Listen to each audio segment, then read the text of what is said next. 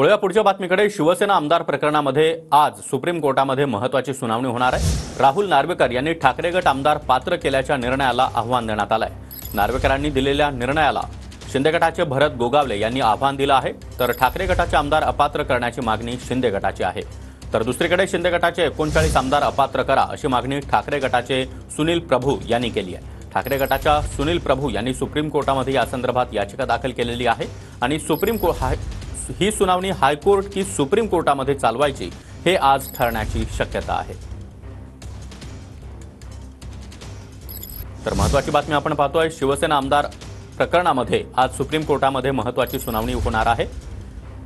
विधानसभा अध्यक्ष राहुल नार्वेकर यांनी दोन्ही बाजूचे आमदार पात्र ठरवले आणि त्याच मुद्द्यावरून दोन्ही बाजूंनी याचिका दाखल करण्यात आली आहे।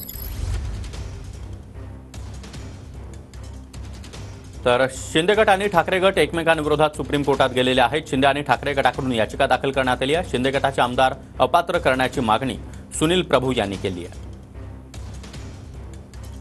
ठाकरे गटाचे आमदार अपात्र करण्यासाठी शिंदे गटाकडून भरत गोगावले यांनी आव्हान दिलं आहे।